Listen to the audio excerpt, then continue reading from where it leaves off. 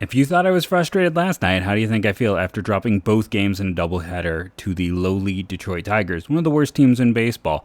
Offense isn't clicking, pitching isn't clicking, the lineups are disasters. We're going to get into it on today's episode of Locked On Guardians.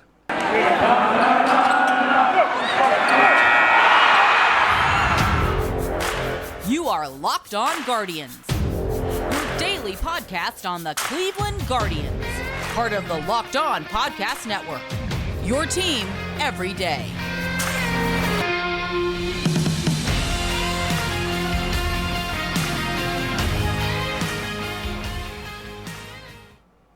Hello, everyone, and welcome to today's edition of Locked On Guardians, brought to you by Blue Nile. If you need engagement or elegant jewelry, check out Blue Nile. I am Jeff Ellis, host of Locked On Guardians, as I have been since its inception. Before that, I was a lead draft and prospect analyst for Scout and 24/7. I wrote for Indians Base One, Indians Prospect, and Waiting for Next Year, and the Cleveland Fan, and just about every blog you can imagine. I want to thank you for making Locked On Guardians your first listen today and every day. So, listen, it's just a disaster show. There's no other way around it. This is just... they pinch hit for Ernie Clement. Now, I pulled up the data since the Colorado series. Very specifically, I have it over here on my other computer because we all know that is when Jose got hurt and things haven't been the same. And I wanted his data. Jose Ramirez, if you go to the start of that Colorado series, because I first went there, I was like, well, let's click on the first game. Since then, he has a runs created plus of 118. But if you just scroll forward and have it start with the Dodgers series there, it's been a 78, a 40-point shift. Just from, taking out those Colorado games because he was on a roll. He is not the same guy. For him to go out there and he's like changing his approach. He's chasing pitches. He's shortening his swing. He is not healthy, and he's not performing because he's not healthy. Let the man rest. Like, he's not bringing any positive traits. And yes, I get it right now internally. If he doesn't play, your option at third base seems to only be Ernie Clement. Nolan Jones has a lot of experience there. Just go ahead and let him play it. I know they've been very focused on him playing in the outfield, and let's be honest, he is not a great defender at third base. But you know what? I feel like Andres has played games there. You could have him. He's definitely got an arm to handle it. You can figure out ways to make it work and get a talented player there. Right now, he is clearly... Jose Ramirez is not himself. Not at all, not even a little bit. Earlier in the year when everyone's like, oh, this MVP race is, it was the big debate on it. And my whole view, it's like things are going to happen. Stuff is going to change. And 100%. I mean, Jose Ramirez had a 191 runs created plus before the injury, and a 78 since. He hasn't hit a home run since he hurt his hand. And again, I broke my own thumbs. I demonstrated here on the podcast last night. Everything you do hurts. Writing your name hurts, let alone swinging a bat and hitting a ball. So there's just no reason at all. It'd be one thing if he was eking out like league average production, but he's not. And the only reason you keep playing him is because if the backup is Ernie Clement. By the way, if we take that same timeline since the Dodgers series, and Clement has appeared in 11 games since then, Josh Naylor's only appeared in 12. Clement's appeared in 11 games since then. He has a negative 42 runs created plus. That's right. Ernie Clement has a negative runs created plus. Luke Maile also has a negative runs created plus. Those are the only two. But you know how hard it is to have a negative score?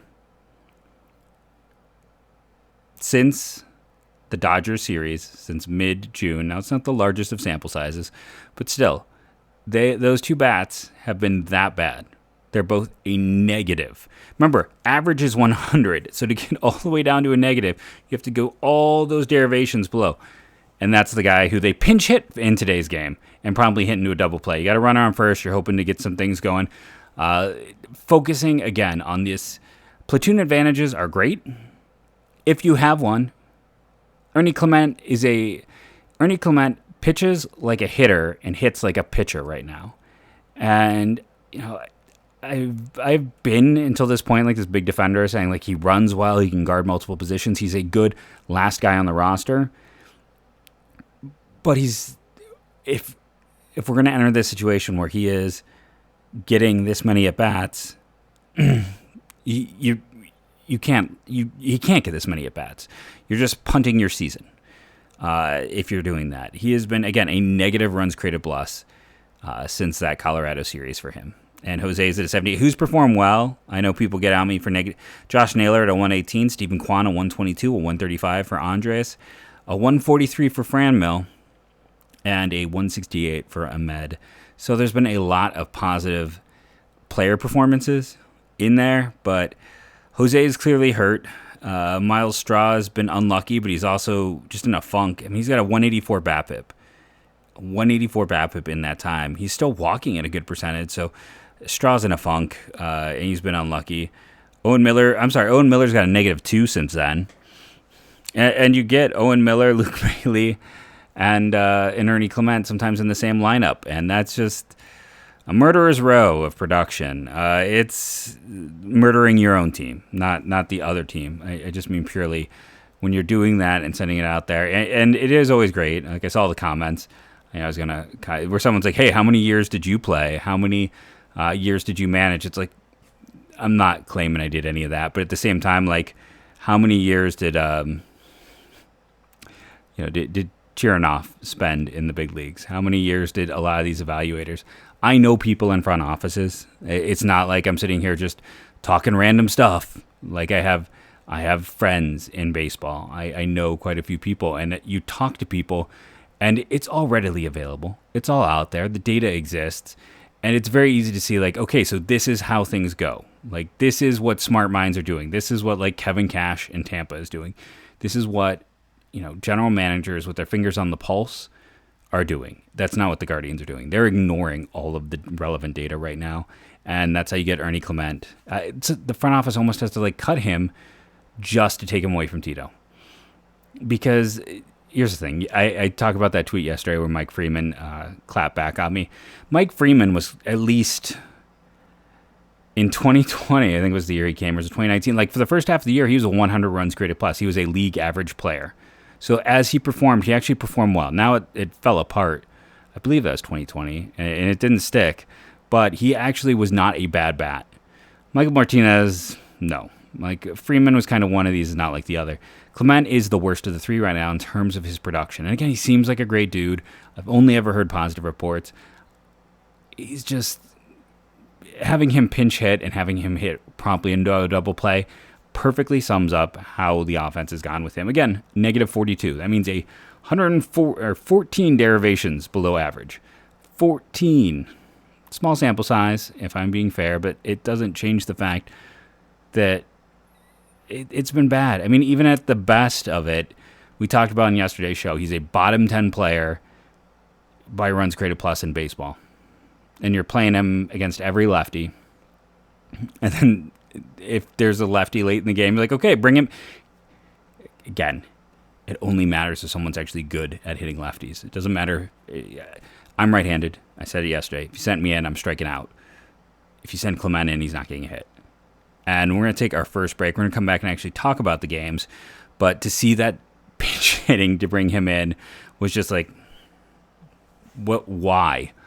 Like, it's the same, like, you're facing a killer Yankees team. Let's take our rookie who's struggling right now since he's been healthy, and let's bat him third. Let's bat him at such an important part of the lineup because third baseman hit third. That's about the only logic I can see in that. But it's Jose isn't healthy, and this team is just not the same when you don't have a guy who, I mean, he was playing in another world before his injury. He needs to rest. We'll get into Josh Naylor if he pulls up lame. My goodness. And but yeah, just between Jose and just this insistence on playing guys like Owen Miller and Ernie Clement, who, yeah, Owen Miller had a great 30 games, and then last year was really bad, and this year has been just as bad. Like, not even close. It'd be one thing again if we were talking that Mike Freeman level where you're at a 90 runs created plus. I'll take that. If you're at 88, give me something 85 and better. If I can round up to 90, I'll be fine. Guys who are in the 50s or 60s, that's just miserable. That's pitcher level, and that is, we're sometimes having 3 to 4 of those guys in the lineup, while your AAA team scores like 10 runs every night with multi-home runs. So we're going to take that first break, come back, and get into these two games, losses against the lowly Tigers. We talked about it at the start. Blue Nile is, a jewelry company that makes original pieces. This is not cookie cutter. It is not something that someone's going to just look past. It's something that people are going to look at. It is fine jewelry. It is wedding jewelry. It is jewelry that stands out in a crowd. You can build the engagement ring of their dreams. Blue Nile has simple online tools that let you choose the diamond shape, size, and clarity, as well as setting style. Blue Nile's bench jewelers will then handcraft the perfect engagement ring. Each is one of a kind. Or celebrate the special moments of fine jewelry. Looking for fine jewelry but having trouble choosing? Blue Nile has jewel experts on hand 24/7, available via phone or chat to help you find a memorable gift at every budget. Make your moments sparkle with BlueNile.com, and Locked On Sports listeners get $50 off purchases of $500 or more. This is a podcast exclusive, which includes engagement. Use code Locked On. That's code Locked On. Plus, every order is insured, ships free, and arrives in discreet packaging that won't give away what's inside. Shop stress free and find your forever piece. Go to BlueNile.com today. So the games themselves. The first one was kind of interesting because Hill, the starter, was one of those guys that might have been taken if there was a Rule 5 draft. Garrett Hill might not still be a Tiger if there had been a Rule 5 selection, a Rule 5 draft this year. So it's not just the Guardians benefiting, but if you missed it, Garrett Hill became the first Tiger in the long, long history of that franchise to go 6 innings and give up 2 hits or less. And that's all the hits the Guardians managed in this one. Again, we talked about those guys with negative runs created plus. Well, Maile, Arias, they're in here. Now, this lineup wasn't that awful, honestly. For as much as I tease, I didn't hate this. The big problem is, the one home run was the Josh Naylor dealio in this one, but Naylor then 11th home run, back spasms, I want to say. Just he ended up getting a walk. He's also the only person to reach twice in this game, which shouldn't be a surprise when only 2 people had hits to begin with. But yeah, if he is down for a significant amount of time, I can't sign up for Owen Miller every day. My sanity cannot take that right now with the way he has performed throughout the majority of his major league career. There's not a lot of saving grace in that profile. And yes, I've been very focused on Ernie Clement. I've been very focused on, just the data around since May 1st. But, if we go and just pull up the StatCast on Owen Miller, he's playing enough that we should have the data there to be able to see his rankings. And now his outs above average, it's weird to me that that's an 85. I'd have to go and look position by position.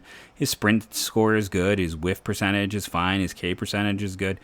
But 8% in barrels, average exit velocity 23, hard hit 20. It's just he's not hitting the ball hard. He's not making good contact. It's not a good sign of a player with a future as a starter.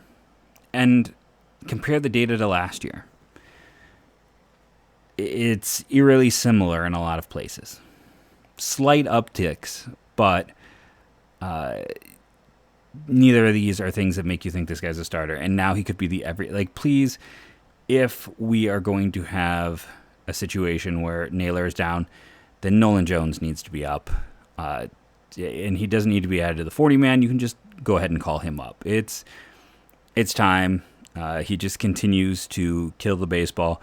If Naylor, and honestly, Jose needs to go on the disabled list. We talked about that in segment 1. Naylor needs to go on the disabled list. Looking at this roster right now, yes, the 40-man situation is not ideal, but you need to add Will Brennan at the end of the year anyways. What he is doing is unbelievable. Since, over the last week, he's just hit 430. You can cut an Anthony Castro. You can cut Alex Young. I talked about, the benefit of adding him. You can go out and move some of these guys. It'll be okay. Most of them are probably going to clear waivers. You can cut Oscar Mercado. I know they won't, but these are guys that they're not going to hurt your organization if you move on from them. Go out and make those moves. Call up the young guys, and the backflips people do to justify. Okay, if you're not going to call up Brennan, call up Alex Young. Alex Call. Alex Young is the wrong Alex. Call up Alex Call, like I talked about on yesterday's show. He's virtually the same age as Oscar Mercado, and all he's done is performed exceptionally well 2 years in a row.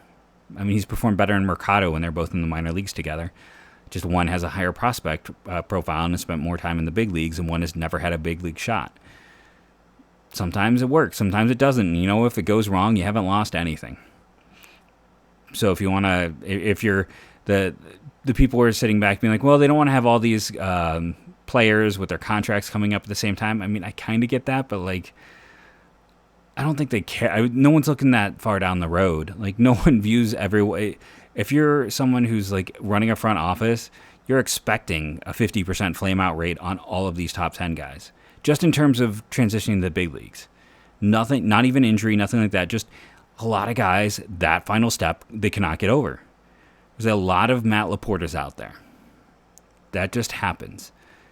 So you're not worried about, oh no, we're going to have to pay all of these guys, because at the end of the day, you're not expecting all of these guys to work out. You're just not.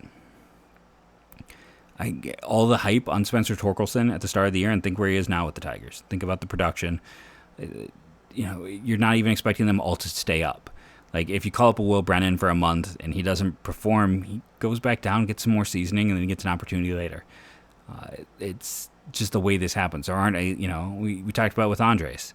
He spent most of last year in AAA after he had a pretty good debut in 2020 because development isn't a straight line. Jose Ramirez went through that. So, yeah, to call someone up is, don't view it as like, okay, we started all their clocks and now like Nolan Jones is never going back down. Will Brennan's never going back down. That's not how any of this works. Almost everyone ends up, that was very loud, I apologize. Almost everyone ends up getting yo-yoed a bit because of struggles with adjustments at the major league level. Steven Kwan doesn't look like it's going to be the case, but he's the rare exception. You go through the rest of this Guardians lineup, everyone in this lineup yo-yoed outside of him, which is how it works.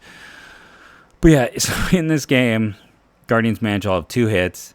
They did have 4 walks, so that gave them 6 total base runners. That should more often than not, especially as the home run, reflect 2 runs. It only gave them 1. The other side of the thing, Detroit had 10 hits, 4 walks, and Cleveland had an error. They had 15 opportunities. They actually came out on the low side, but they only had the 1 extra base hit in this one.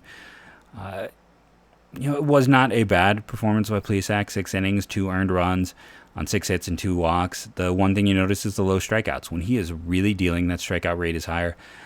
Henches, not ideal. For 99, Karen Check. So another one. I got caught on the pronunciation with him, and I have now had multiple guests on the podcast say it multiple different ways, so I get 2 into my head with him, where I'm thinking of like 3 different ways I've heard it.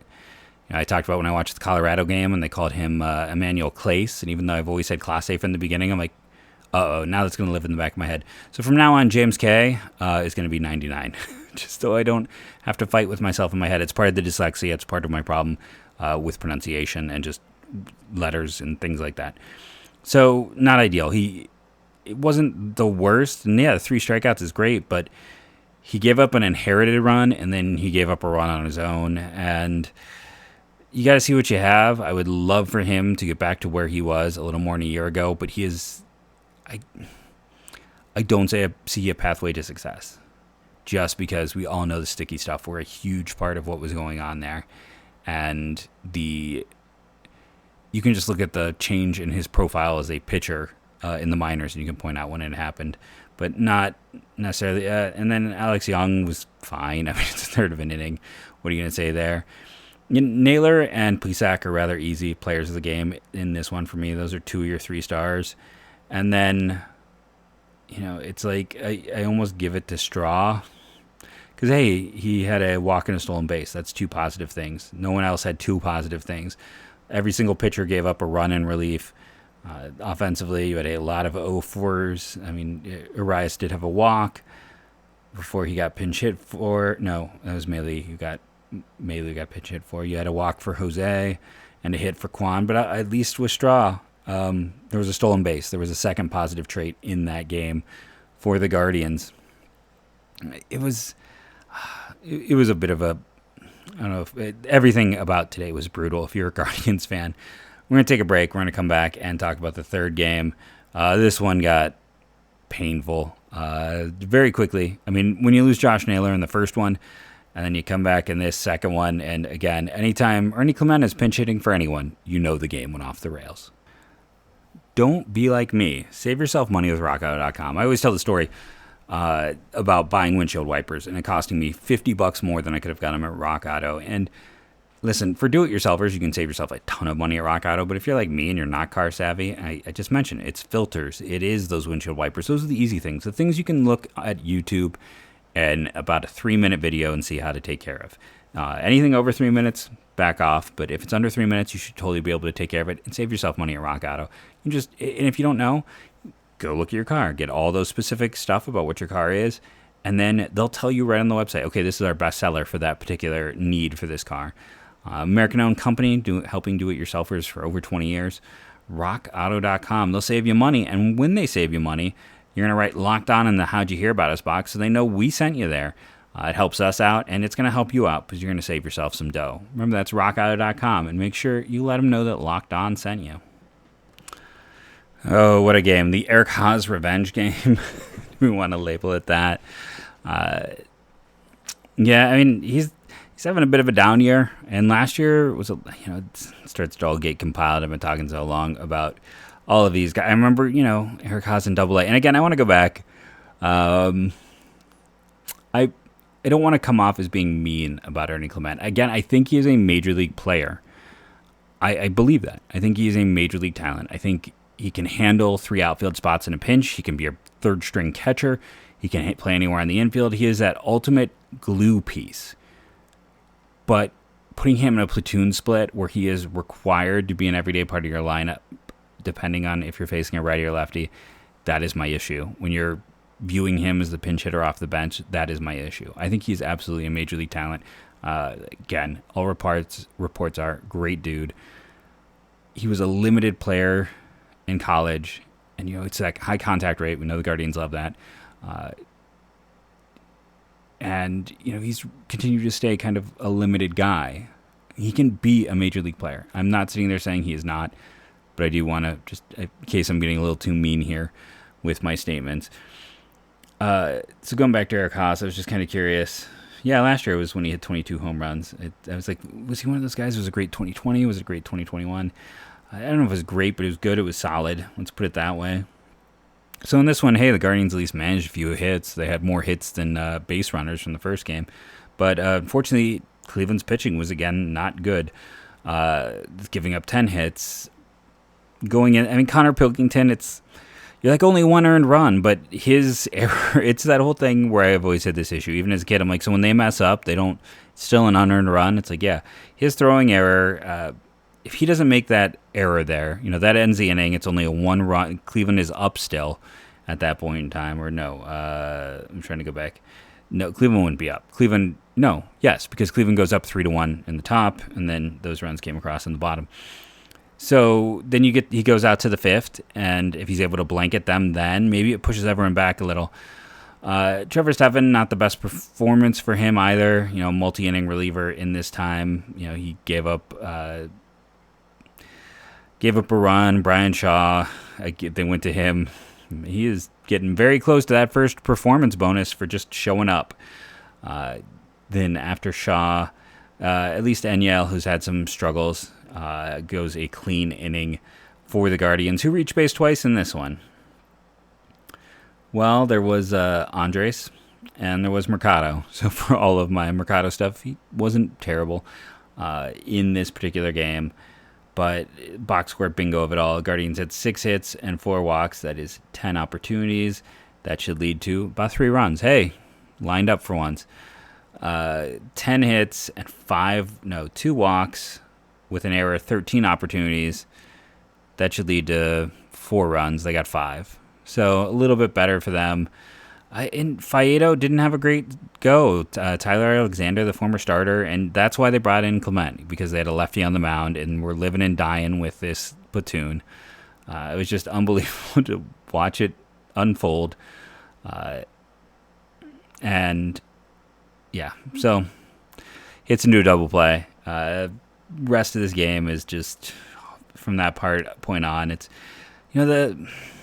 the pitching hasn't been particularly effective, and the offense has been really offensive to take that old pun and use it. But I still think this team is currently 2.5 behind the Twins in spite of all of this. They are, I had it open and I closed it. They're 3 back, I want to say, of the Rays. The Sox are playing better. The White Sox are 1.5 games, I believe, now behind Cleveland. So they're a team that's charging, and they have the talent to actually, pass Cleveland. They have a higher playoff percentage still over at Fangraphs than the Guardians do. So we'll have to see. I don't know. Like, I think something's going to have to give, but at the same time, I thought something's going to have to give for about 18 months now. And really, outside of the Miles Straw trade, we really haven't seen him turn assets into, players. They haven't gone out and done that whole consolidation I've been expecting. And it just feels like, I don't know, maybe everyone's 40-man is just stuffed, and I'm not spending enough time staring at it. We talked about Detroit had a fantastic start from Garrett Hill, and he was a guy who they were afraid they were going to lose in the Rule 5. Maybe it's just we're at a kind of a point in time where it's almost like a gentleman's agreement. Like, okay, no one's going to really take anyone unless it's really over the top or to fill a very specific need. I don't know. Maybe the overall concern, but at the same time, you had John Kenzie Noel because you're concerned. I don't know. They don't seem to be pushing to add anyone. They don't seem to be pushing to, like I said, I've been expecting a trade for a while. It hasn't come together. Nolan Jones has nothing left to prove, and it's his second year in a row on the 40-man roster. I mean, Ty Freeman is, again, it's interesting to me that, like, everyone's super juiced there, and I get it. Like, he has more home runs this year than a year ago. He's actually played in more games now than a year ago. So having doubled from 2 to 4 home runs, I don't know if, especially when you look at the difference between playing in Akron to Columbus, that's not impressive. Like, that about what should happen. The ISO jump, I think the bigger thing is that the K rate is even lower and the walk rate increased a little. But he's been still about a league average offensive player. So it's one of those things where I am, like, people talk about the resurgence of Ty Freeman. Not to say, again, that he's a bad player by any regard. I think he's a really interesting player. But I'm not racing for him like I am a Nolan Jones or Will Brennan, guys who have been just utterly abusing pitching at that level. And there doesn't seem like there is a whole lot left to prove. I'll be curious to see how this bullpen shakes out. I really need to sit down and see how Sandlin has adjusted to going to AAA. We're going to get that chance to see what 99 can do in Cleveland. Again, I'm hoping he returns to form. Could make the back of that pen utterly deadly. And then, let's be honest. If the Guardians call up Nolan Jones to Cleveland, which they should, because right now it looks like they're going to be down their 3 and 4 hitters, and he is the guy on the 40-man with power potential who is just killing the baseball down there. Will Brennan, you have to do some roster movement to get it done. But Nolan Jones is already on the roster. That also allows you to call up George Valera, who has nothing to prove in AA at this point in time. There is nothing to prove there. I will point out, neither really does Brian Rocchio, who was just the all-prospect second baseman of the week down in for all of Major League Baseball. They named him that for the last week. Which, I mean, again, we talked about Micah Pires on the show yesterday. It felt like it was a little bit of a kick in the pants to him. He bears watching. Again, we talked about all the reasons why he is someone that you should be paying attention to. The other thing with all this is honestly, like, what went down with Cody Morris, and it's been kind of the story of his whole career in college and the pros is health. It's why part of me thinks that, like, just pen arm, a little bit less stress overall than being a starter. If Morris was healthy, would he already be in this rotation? I just can't help but wonder about that. Depending on concussion symptoms, we should see Hedges operational soon, which again opens up that spot for Sandy Leon to try to pass him through waivers and see if he can end up being like that depth guy in AAA. Your kind of emergency catching situation if someone else gets hurt. Perfect situation to call up Will Brennan. Just saying it because, again, I am not going to lose sleep if... Now, I last year I said I wasn't going to lose sleep if they lost Henches, and I was wrong. And, it's important to realize what you get right and get wrong. But I'm not going to lose sleep if they lose out on Castro. If he ends up being someone they let go in terms of clearing up a roster spot.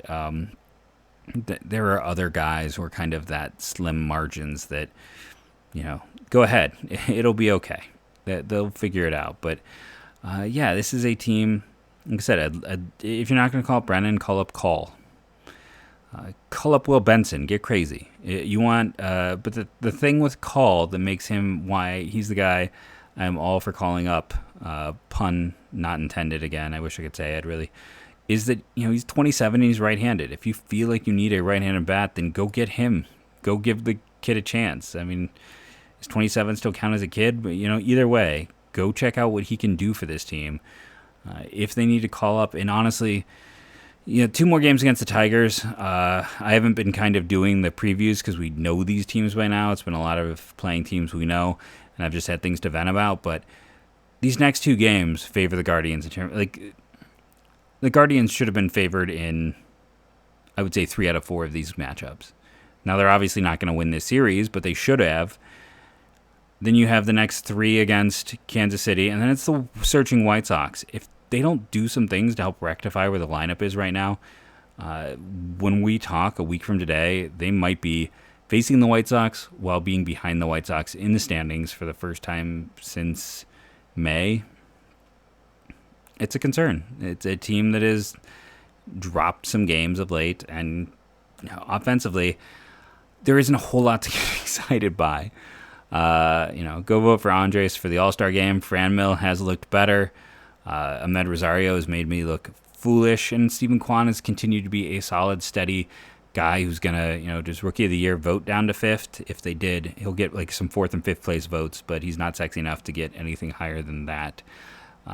I've been Jeff Ellis. This has been Locked on Guardians podcast for today. Remember to rate and review, download daily. It helps. We're gonna get into some more draft stuff as well, just so I can talk about some positive things right now. When these shows go negative, it ends up being no one's having any fun. So hopefully the Guardians turn it around. It's so nice when they are playing well and we are having fun. But there's ups and there's downs in baseball. And as I just always talk about, there is no straight developmental line. Things will get figured out. I have full faith in this front office to ensure that the best talent makes it to the field. And as I end every show, go Guardians, go.